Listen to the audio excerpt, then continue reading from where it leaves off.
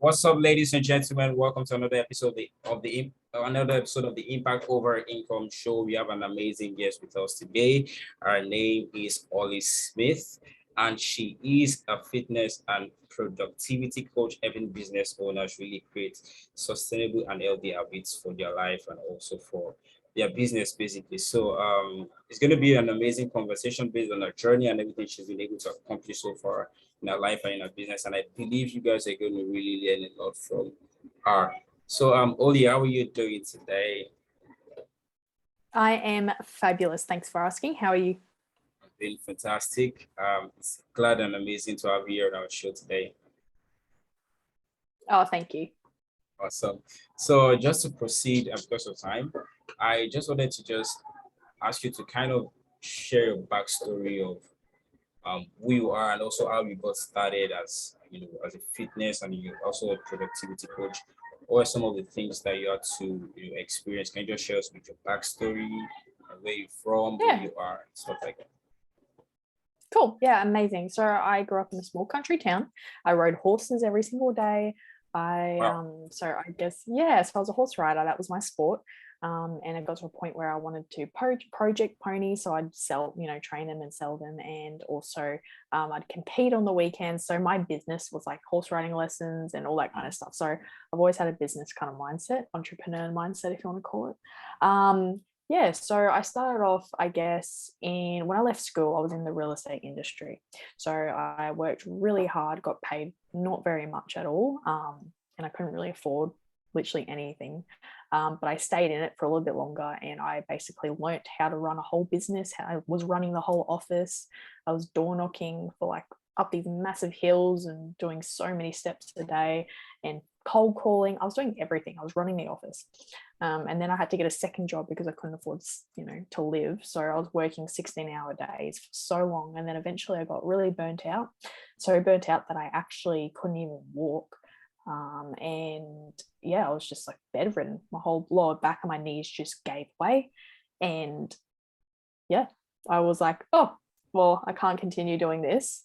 And yeah, that's kind of like where it stemmed from. And then I always had a passion for fitness. So I would, during my time in Ray White, I did my Cert 3 in fitness. My Cert 4 in fitness because I already had my Cert 3. So I became a personal trainer. And from there, I started my own business. So I would go to people's houses and train them and knock on their door at 4:30 in the morning. Wow.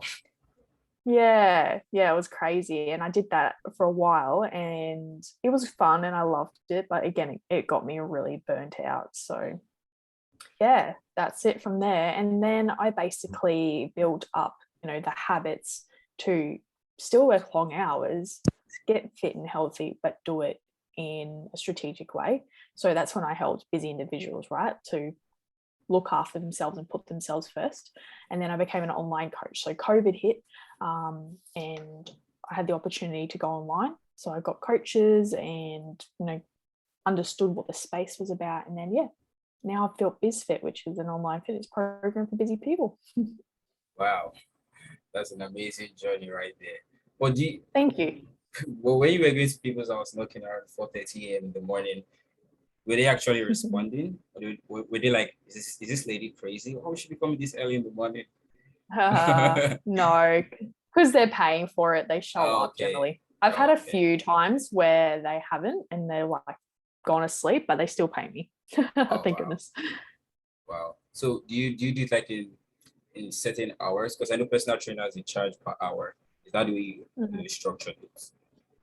Yeah, so back then I did per hour or per 45, 30 minutes because I was doing face-to-face personal training. But now I have different programs now. So it really depends. If someone is looking for a personalized plan, then obviously come speak to me and I can fit something for you and your finances.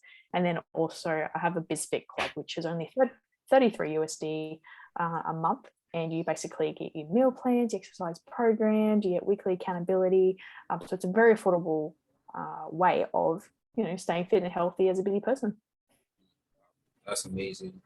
And because there's something I want people to take away from what you just said, because sometimes when people see people that are very successful, they may just think these people are just like overnight successes.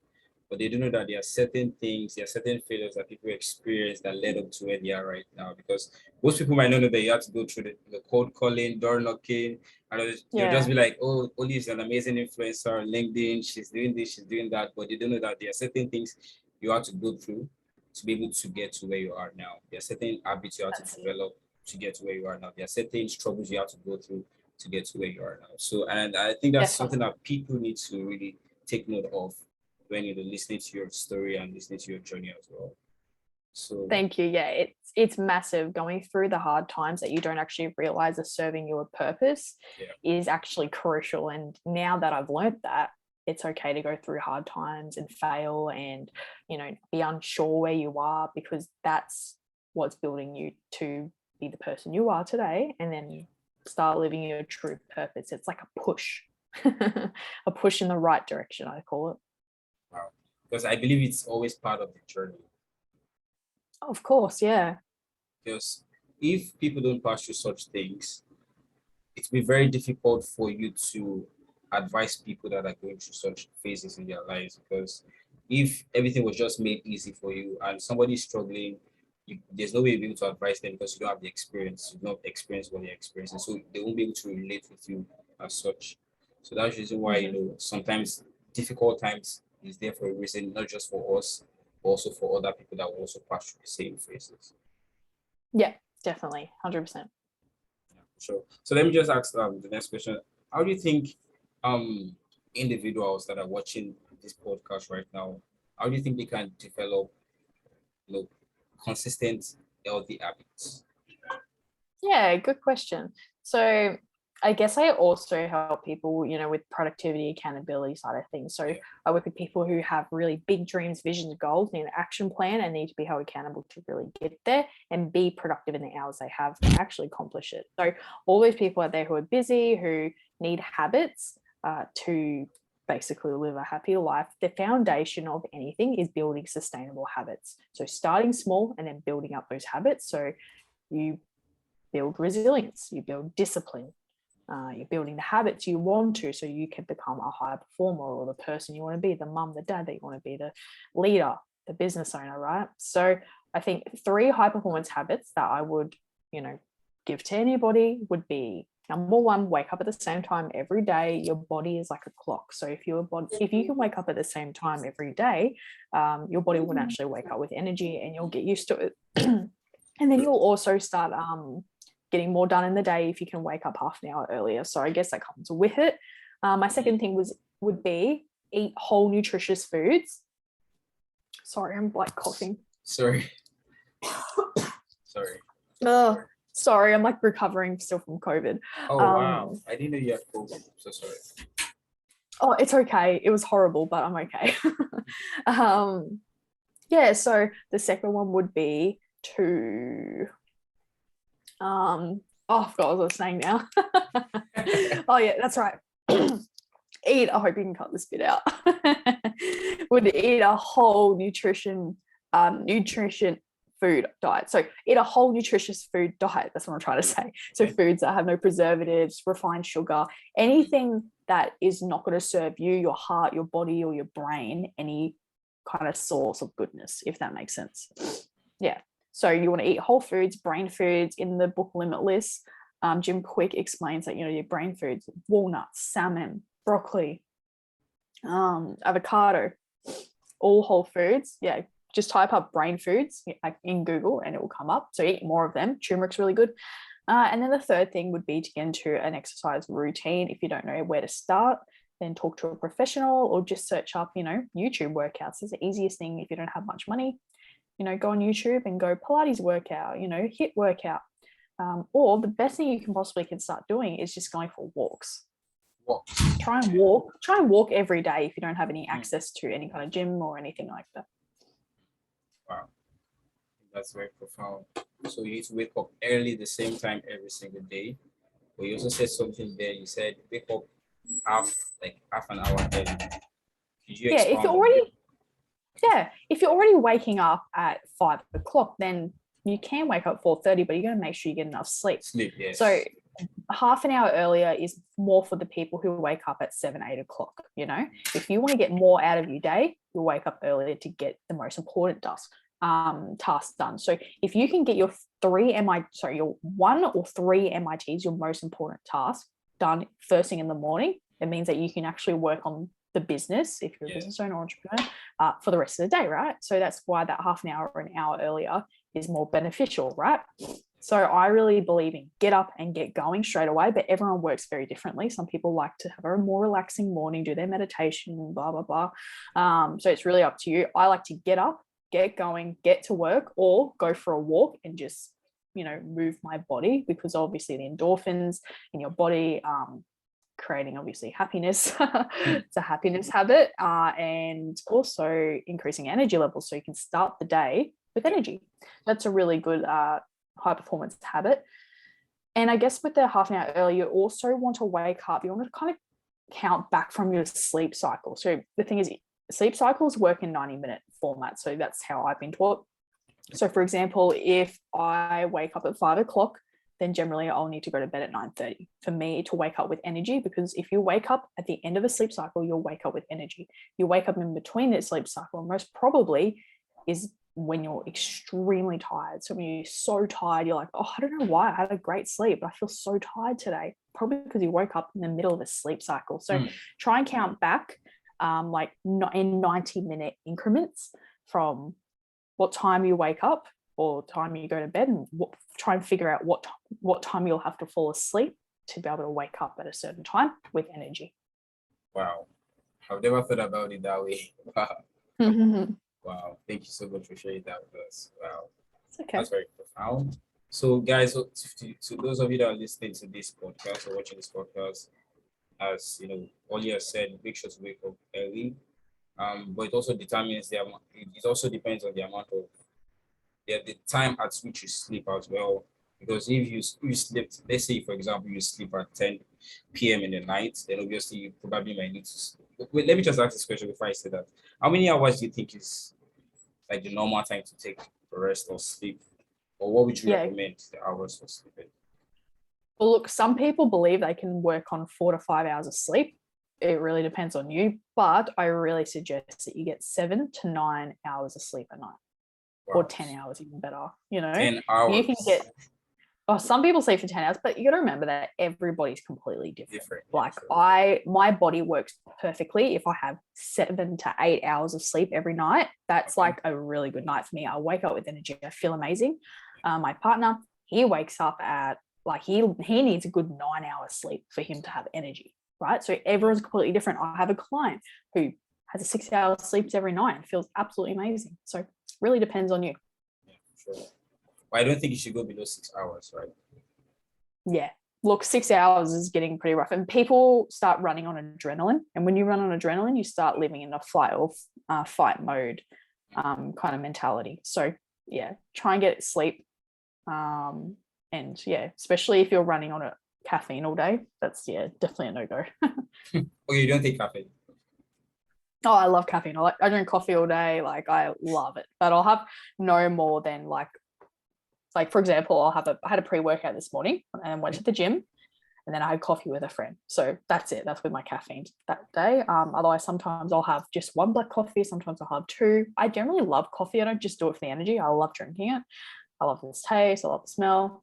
Grateful enough I can do it. I also like coffee. Pardon? I also like coffee. You do? As well. Yes.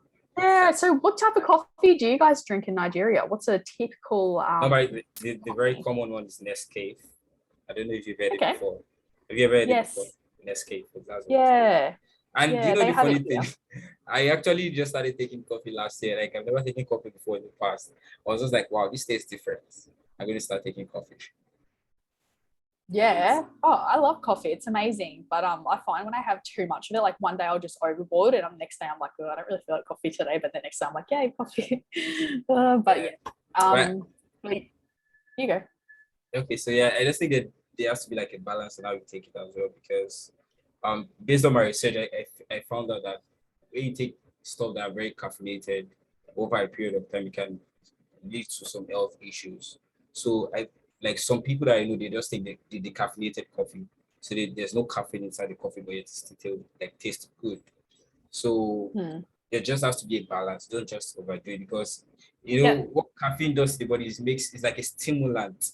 It makes you have that energy, and sometimes you might want to work more than what you're supposed to, because you feel you've taken caffeine, and in the long run, it's not going to pay for your body at all.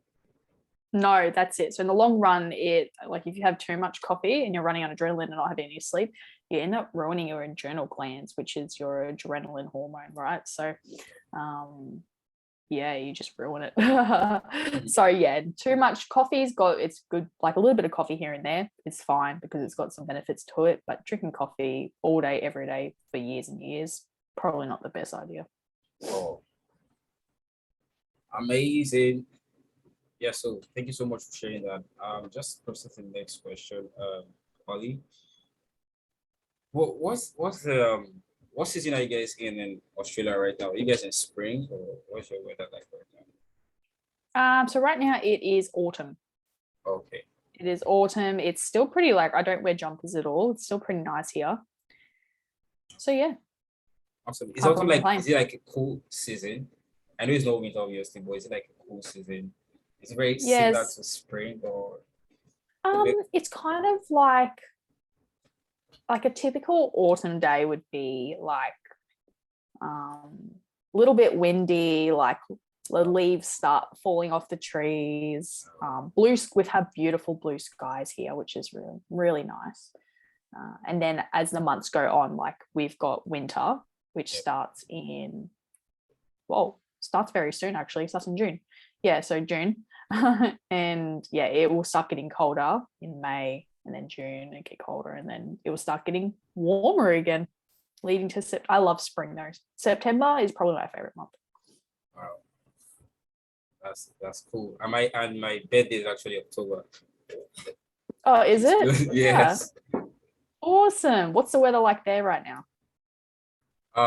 It's more like in between dry and rainy season. Sometimes it's dry, sometimes it's rainy. So I can't really, because there's a lot of climate change. So it's not like the typical weather we normally have. But once in a while, rain falls. Also, sometimes it's also dry. So it's like dry, rainy season kind of. Awesome. Amazing. Have you ever been to Nigeria before? No, I have not. Okay, cool. Have you? You wanted to say something? I was just gonna say, have you been to Australia? Oh, but I'd love to come there someday. Yeah, definitely. Okay, cool. So I just wanted to ask the next question. Why do you feel most people are unmotivated to do some certain tasks in their, maybe in their life, in their business? They know that this is what you're supposed to do, but they don't just have that motivation. What do you think? Where do you think that comes from?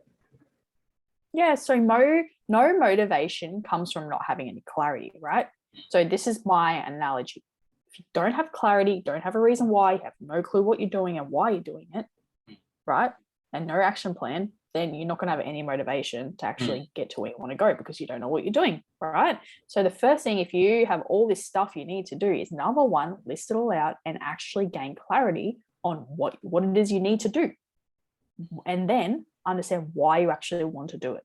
So no one wakes up at 4 a.m. every morning and goes to the gym for completely no reason. There's generally an underlying reason why they have to get to the gym, right? And it's usually because, oh, I don't like the way I look. I need to lose weight for a wedding. I know if I go to the gym today, I'll be able to show up the best version of myself with energy. You know, there's always an underlying reason. Like those days that I don't feel like going to the gym, like I love the gym. It's usually my meditation. But those days I don't feel like going to the gym, I'm tired or whatever, I think, what's my goal? All right, if I go to the gym this morning, I'm going to have so much energy for the rest of the day. I'm going to feel amazing. And like if I'm prepping for a bodybuilding comp, which is what I'm doing later this year, it's exciting. Wow. Yeah, so that's like another motivation. If I want to win, I have to get to the gym. Wow. Because I think what people don't understand sometimes is, you might see this person that is going to the gym at all, but sometimes those people themselves, they don't feel motivated to do those things that normally they used to do. Just like you said sometimes you don't feel motivated. But when you just go to the drawing board and, okay, this is what I want to accomplish and I need to do it. Because I was studying a story by Michael Phelps. I don't know if you know who he is. You know who Michael Phelps is. So Yeah. exactly. So he's a swimmer in the Olympics, and he's like one of the best, if not the best swimmer of all time. So he said he always goes to the swimming pool every single day, 365 days a year. He said whether he likes it or he doesn't like it, he has to swim because he knows that he's going to go for a competition and he needs to get the gold medal. So sometimes you just have to be willing to just, push yourself out of your comfort zone, even though you don't feel like. Just know that this is the end goal of why I'm doing this. So that Yeah, motivates that's you, like exactly right. exactly what you Yeah. said. Always looking at the end goal. But then I think also as well, if you get too attached to the end goal, then you Yeah. forget about your journey. Hmm. Right. So I think it's really important to practice gratitude and, just spend time by yourself and just, thinking about how far you've actually come. So that's a really good technique I like to use as well. Wow. So basically, you just need to enjoy the process as well. Yeah. It's very hard to when you're impatient and you just want to get to the end result, but it's the journey that's going to build you. So you have to appreciate every small little step that you take as a person that's going to build character in you and resilience and discipline and habits. Exactly.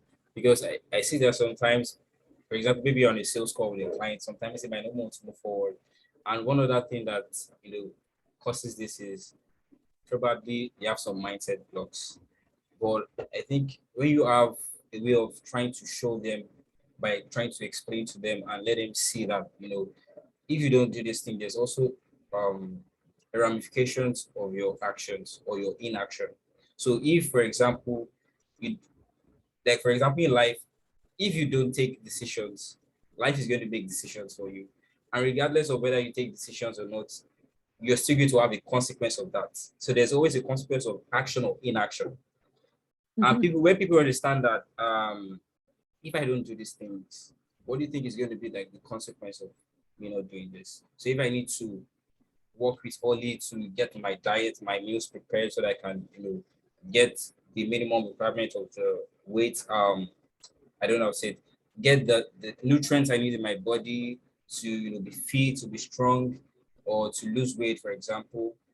If I don't do this, what is the possible consequences of me not doing this? Then when people understand that, okay, wow, if I don't do what is necessary, this is what is going to happen over a period of time. And that could really Yeah. motivate them as well to go towards that thing that they want to go to. 100%. Yeah, definitely. Definitely. So I know you're a LinkedIn influencer right now. So I just wanted to ask you, how long have you been on LinkedIn? I've only been on LinkedIn for, in July, it'll be 2 years. So, Wow. yeah, I built from zero connections to now 57 and something thousand connections. Yeah, I've built quite an audience, which is great. And they're people that, engage and whatnot. And I love it. I love LinkedIn. I love the platform. I love what it stands for. And yeah, I really recommend it. So what would be like your advice for people that are trying to grow their following and their connections, just like you, based on your own Yeah. experience? Yeah, well, one, you have to understand like why you're on LinkedIn. Like, is it to build a business? Is it just for yourself? Is it like why? Right. So some people use it for business, some people use it for their own personal you know, Yeah. fun or, downtime. So or you know, looking around or getting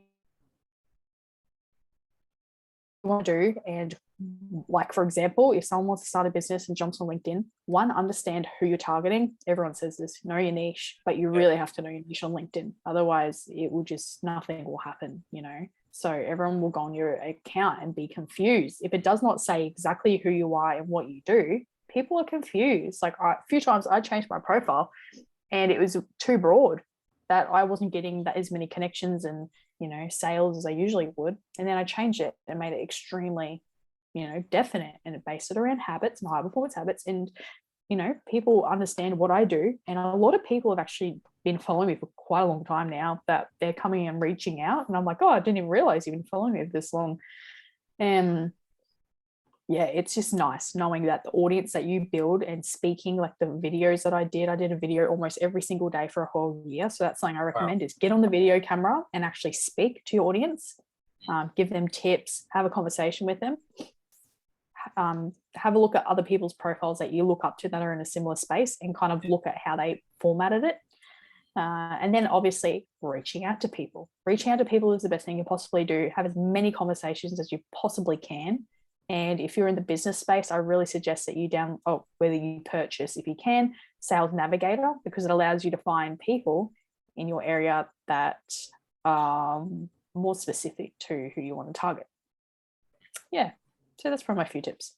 Oh, that's amazing. So those of you guys that are watching this, make sure to pitch down who you want to target. And one thing I see that people don't understand is if you don't know, you don't assume the problems that your clients or your ideal prospect are facing. You have to really do market research. Because I'm coming from a marketing standpoint, and one of the ways to which you can do market research is by really reaching out to these people and just tell them, oh, I want to build like the best solution for people in this industry.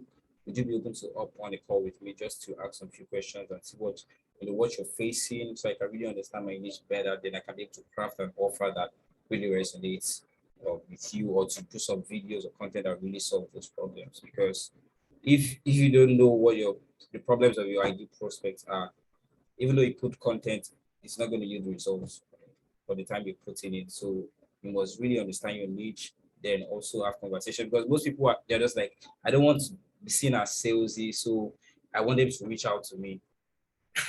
And most of the time, people will reach out to you. I'm telling you, you have to just go the extra mile, just reach out to them. Or what would you say from your own experience? Yeah. Like you really should just reach out and have a conversation. Don't reach out and go, hey, I do this. Let's have a phone call. Are you interested in this? Do you want help with this? Like just reach out and say, hey, thanks for following me. Yeah. That's all, and then if you want to offer them something, like all I say is just I constantly offer people value. So I offer people my 10x productivity guide, which everyone loves. So I offer that for free and I give it to them, right? And then we just have a conversation like, do you need help with this? Oh, cool. Well, let's have a chat. So it's normal human conversations without a sales pitch you want in the DMs. Sure, because there are some gurus out there that will just tell you reach out to 100 prospects a day, you're going to close one of them. But the truth of the matter is, if just put yourself in the prospect shoes, if someone just reached out to you on LinkedIn and like, I sell this, please let us up on a call, click this link to buy this, you most likely won't buy. So you sell the way you want to be sold to. That's the way to go about it, and just have genuine conversation. Just be there to help, even if the person doesn't end up being a client. Just give value up front because you're going to be on top of their mind. Yeah. Okay, cool. So I don't think I have any other questions. Okay, I don't think I have any other questions. So I just wanted to just top it up and just ask, what would be like your final advice to the people that are watching this in terms of trying to be more productive, how to avoid burnout, and be able to hit their goals? Basically, what would be like your final say to them? Yeah, awesome. So one thing I would recommend is to look at your calendar and know what you're doing every hour of the day. Like literally just sit down at the end of your day and analyze your calendar. What time are you waking up? What are you eating for breakfast? What's the first thing you're doing the first hour of the day? What are you doing the second hour of the day? Have a look what you're doing every single hour, all the way until you finish work, until you go to bed, really. And strategically plan it and time block what you need to put in there, like your workouts, your lunchtime, spending time with the family, when you're going to cook dinner, when you're going to go to the gym, you're going to go for your walk, when you're going to do these meetings. Like schedule it so efficiently as if it was the most productive day you possibly could have. That's number one. And then number two is set 3 most important tasks every day that you need to get done. That might be get to the gym, do this meeting with so-and-so, complete my final draft for a book. I don't know. That's just an example, right? So have your 3 most important tasks on a daily basis. And then if you can get them done and they're scheduled in, you're going to move the needle forward for the next day. Sure. I hope you guys are taking notes. Make sure to have a plan for the day, set up things in your calendar, have time blocks. Because sometimes you might just want to just be walking.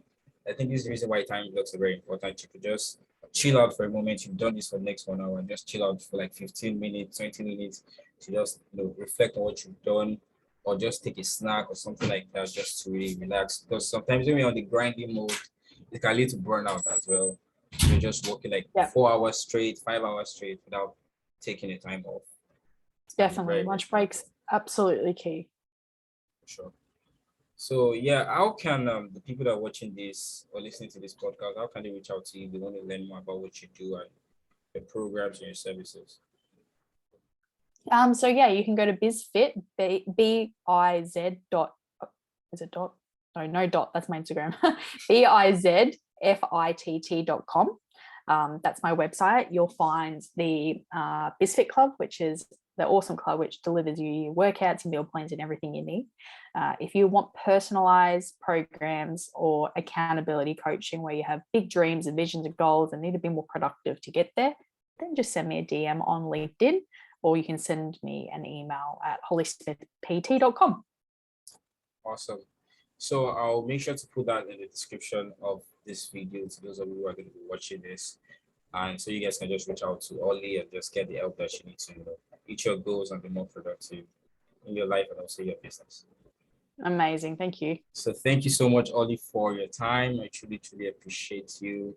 And I wish you a happy and productive night. I think it's night there, right? What's the time? Yeah, it is. It's okay. 7:30 p.m. 7:30. Okay, so I wish you a good night rest and also productive week, day ahead. Thank you. I appreciate that. You too. Have a really good rest of your day.